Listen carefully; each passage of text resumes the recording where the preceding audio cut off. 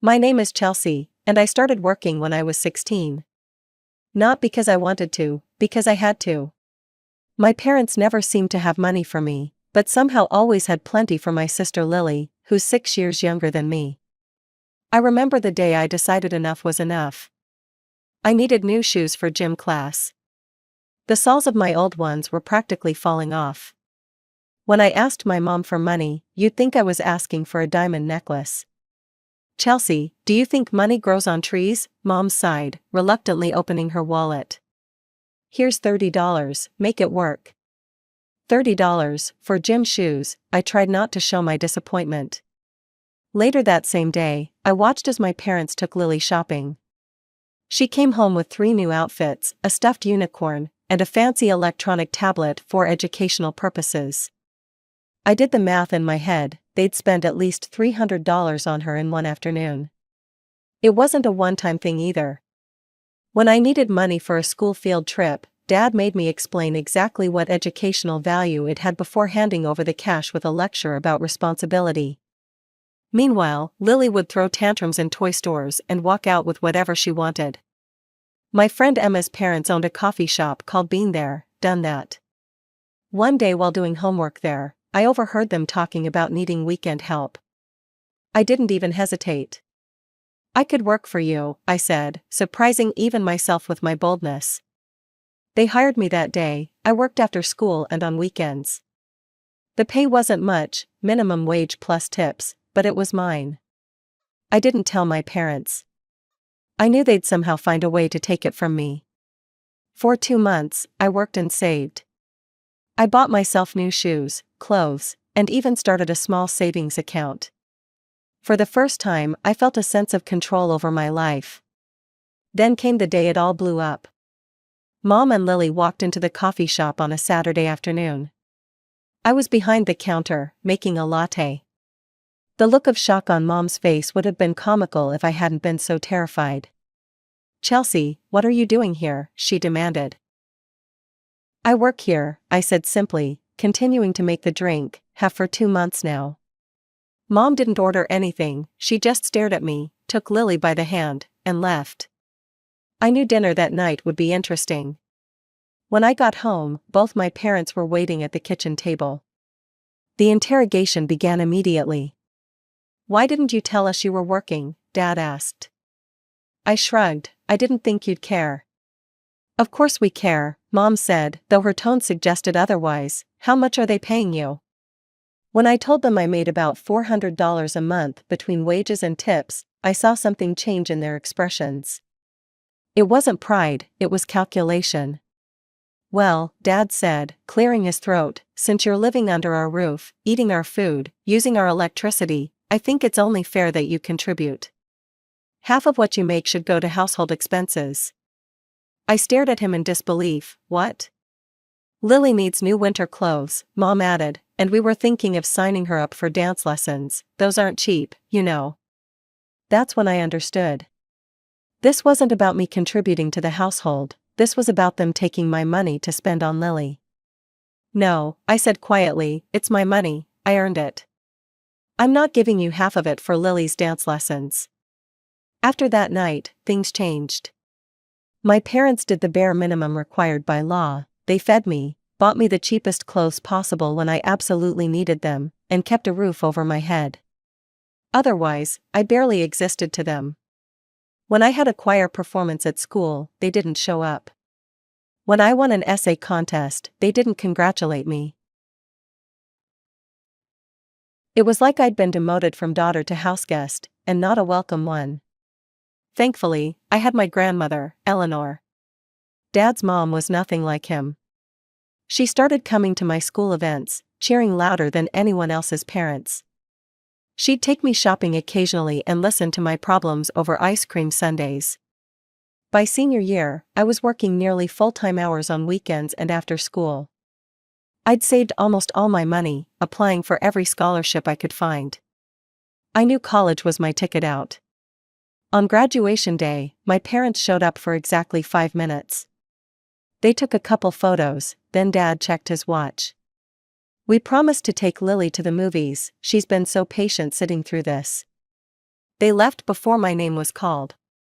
But Grandma Eleanor stayed. She hooped and hollered when I walked across the stage, and took me out for a fancy dinner afterward.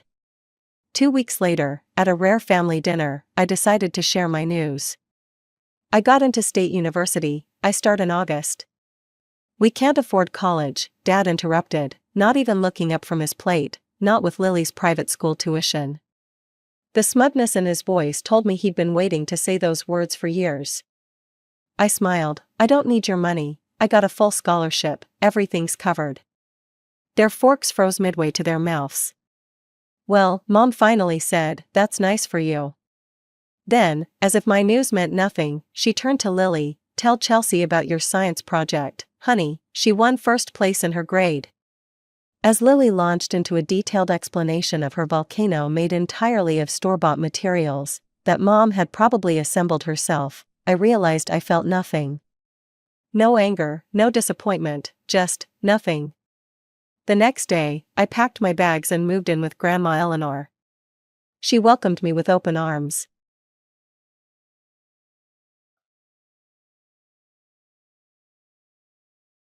That summer was the best I'd had in years. I continued working at the coffee shop, saving as much money as possible for college. Living with Grandma Eleanor was nothing like living with my parents. She treated me like an actual person instead of a burden. I'm going to send you $1,000 every month for your housing, she told me one evening as we sat on her porch swing. Don't argue with me about it. Grandma, that's too much, I said, genuinely shocked by her generosity. She waved her hand dismissively. What else am I going to do with my money? Your grandfather left me well off, and I intend to use it to help the people I love. You're at the top of that list.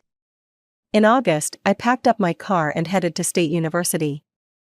The campus was beautiful, and my dorm room, while small, felt like freedom. My roommate, Tara, was from California and seemed nice enough. We weren't destined to be best friends, but we respected each other's space, which was all I really wanted.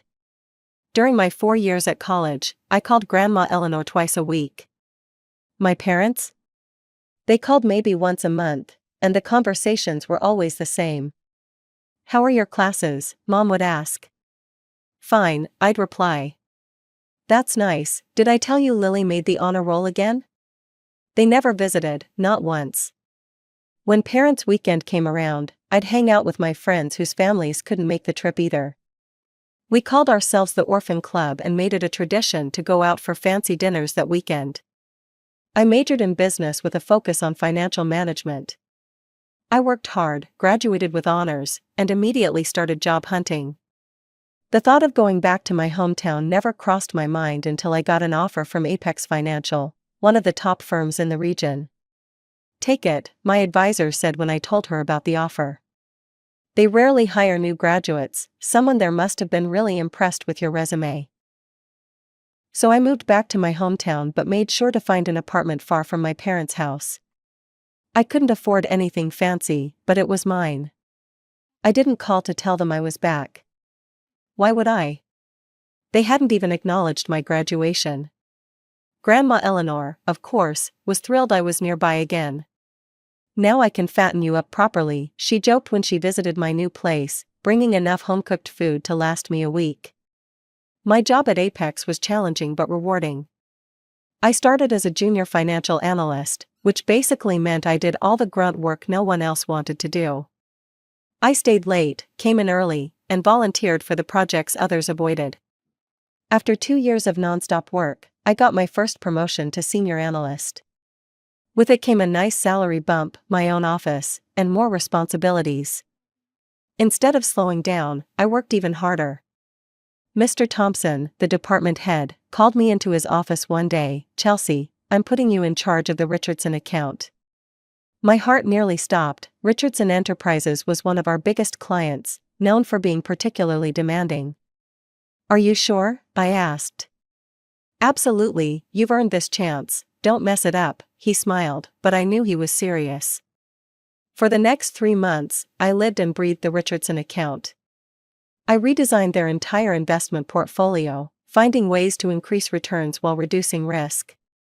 When I finally presented my plan to their board, they were silent for a full minute after I finished. "Well," Mr. Richardson said finally, "I think we've found our new financial advisor." Not only did we keep their business, but they increased their investment with us by 30%. Mr. Thompson was ecstatic. He called a company meeting to recognize my achievement, gave me a substantial bonus, and increased my salary again. That night, I called Grandma Eleanor to share the good news. "I knew you could do it," she said proudly. "Now please tell me you're going to take a vacation, you deserve it." "Actually, I am," I told her, "and I've got something for you, too." The next day, I visited her with 2 envelopes. One contained a beautiful diamond bracelet I'd bought her as a thank you gift. The other held 2 tickets for a luxury Alaskan cruise. "You and me," I explained as she opened the second envelope in shock. "Next month, all expenses paid." For the first time in my life, I saw my grandmother speechless.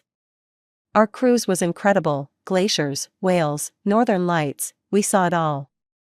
I posted photos on social media, something I rarely did. Partly to remember the trip, and partly, I admit, to show off a little. Look at me now. 3 days after we returned, my phone rang. It was a number I rarely saw on my caller ID these days. "Mom," I answered, genuinely surprised. "Chelsea, darling," her voice was syrupy sweet, "it's been too long. In fact, we were hoping you'd come over for dinner this Sunday. Your father is grilling steaks." I should have said no.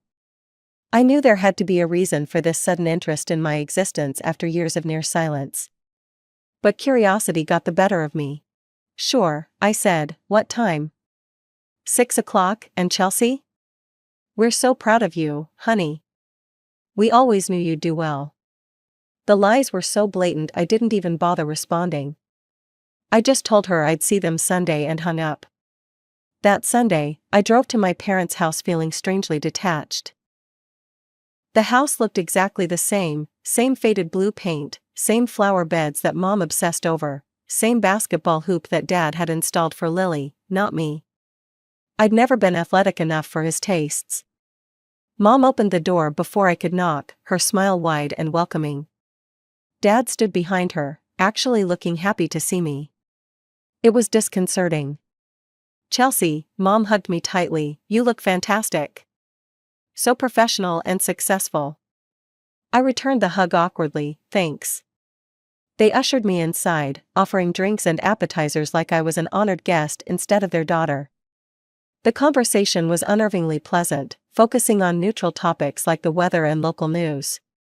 Finally, when we sat down to eat, Dad cleared his throat. "So, Chelsea, tell us about your job. You work at Apex Financial, right? As some kind of manager?" I carefully avoided answering my father's question about my position and salary. I knew exactly where this conversation was heading. "I'm doing well," I said vaguely, "the company is great." "What about Lily? Is she around?" The change of subject worked like a charm. My parents' faces instantly shifted from eager to troubled. "Actually," Mom said with a heavy sigh, "Lily's at college in Westfield. We had to take out quite a substantial loan for her tuition. Plus her housing costs, meal plan, textbooks." Dad jumped in, "The economy's been tough on my business. We're barely keeping up with the mortgage payments, and now with these college bills." I put down my fork. "I'm sorry to hear that, college is expensive." They exchanged a look that confirmed my suspicions about this dinner invitation. Mom reached across the table and took my hand. "Chelsea, honey, we know we weren't always the most supportive parents. We made mistakes, terrible mistakes. The way we treated you compared to Lily, it wasn't fair." I sat there, letting their words wash over me. Were they genuinely remorseful, or just desperate for money? Probably both. "We're so proud of you," Mom said, her eyes watering. "And we're hoping, maybe you could find it in your heart to help your family. Just until we get back on our feet." There it was, the real reason for the sudden family reunion. I wanted to refuse, to tell them they'd made their bed and could lie in it. But something stopped me. Maybe it was the memory of Grandma Eleanor's words about not becoming bitter. Or maybe it was the realization that I could afford to help them without hurting myself financially. "How much do you need?" I asked. Relief flooded their faces, and Dad actually teared up. "Just enough to help with the bills and loan payments. Maybe $1,000 a month?"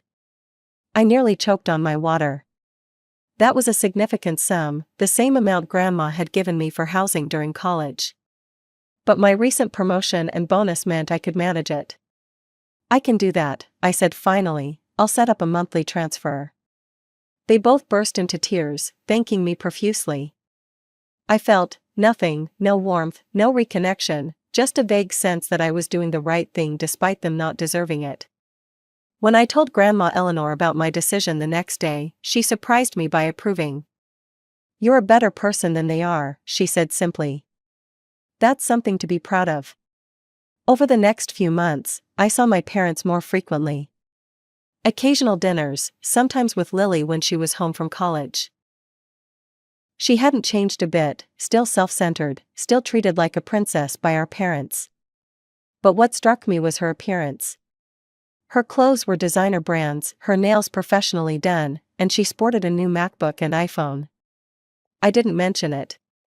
I kept sending the money each month, and my parents kept thanking me with over-the-top gratitude that felt hollow. Then they started asking for more, small amounts at first. "The car needs repairs, could you help with $200? The water heater broke, would $350 be too much to ask?" I rarely said no. My career was thriving, and I told myself it was just money. At work, I was assigned a major project, restructuring our approach to corporate clients. If successful, it would likely lead to a department head position. I threw myself into it, working longer hours than ever. Finally, after months of work, my project concluded successfully. The CEO personally congratulated me, and the promotion I'd been hoping for came through, department head of corporate relations, with a salary nearly double what I'd been making. I bought an expensive bottle of wine and drove straight to Grandma Eleanor's house to celebrate. "I'm so proud of you," she said, clinking her glass against mine. "But promise me now you'll take some time for yourself." "I will," I agreed. "Maybe I'll even start dating again." "Hallelujah," she laughed. A week later, I made time to visit my parents for dinner. Lily was home from college, and I noticed she had a new designer handbag that probably cost more than my first month's rent. "I got promoted," I announced during dinner, trying to share my accomplishment. A strange silence fell over the table. Then Mom said, "You know, with your new position, you could probably afford to help us a bit more. Maybe $1,500 a month instead of $1,000? I laughed, thinking she was joking. I've already been helping for months. Plus covering all those emergency expenses. Lily rolled her eyes. "Don't be so selfish, Chelsea, it's not like you need all that money for yourself." Coming from her, with the $800 bag sitting next to her, it was too much. "No," I said firmly, "the amount stays the same." The rest of dinner was tense, with disapproving glances from all three of them. I left early, unsettled by how quickly their gratitude had morphed into entitlement. Months passed. Lily graduated from college, a fact I learned when Mom called to invite me to a celebration dinner. I arrived at their house expecting other guests, but it was just the four of us. Lily proudly announced she'd be celebrating her graduation with a luxury resort trip to Mexico.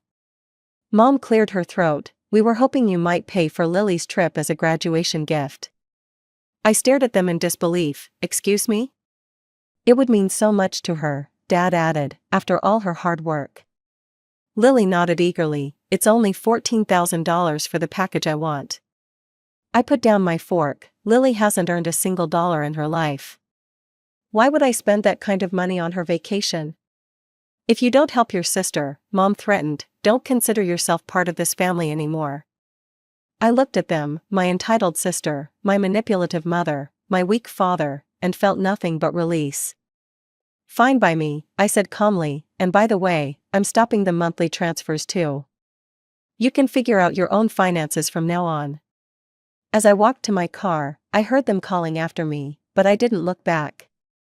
When I got home, I immediately canceled the automatic transfer in my banking app. For weeks, they bombarded me with calls and texts. I blocked their numbers. Emails came next, alternating between guilt trips and apologies. I filtered them to trash. A month after cutting ties with my parents and Lily, I received an invitation to Grandma Eleanor's 75th birthday party. She was hosting a big celebration at her house, inviting family members and friends from all over. I knew my parents would likely attend, she was still Dad's mother, after all, but I figured we could avoid each other in a crowd. The day of the party arrived, and I dressed carefully in a blue dress Grandma had always said brought out my eyes. I brought her a hand-painted teapot I'd commissioned from a local artist, knowing her love for unique tea sets. When I arrived, the house was already filled with people. I spotted my parents and Lily immediately. They were standing by the buffet table, already filling their plates. They saw me too, but turned away without acknowledging me. That suited me fine. I made my way to Grandma, who was holding court in her favorite armchair, looking regal in a purple dress with a corsage pinned to her shoulder. "There's my girl," she said, her face lighting up as I bent to hug her, always on time, always thoughtful. I gave her my gift, which she opened immediately, gasping with delight at the teapot. "It's absolutely beautiful," she said, turning it in her hands to admire the hand-painted flowers. "I'll use it tomorrow for my morning tea." The party progressed pleasantly. I chatted with relatives I hadn't seen in years, caught up with some of Grandma's friends, and successfully avoided any interaction with my immediate family. Then came time for dinner.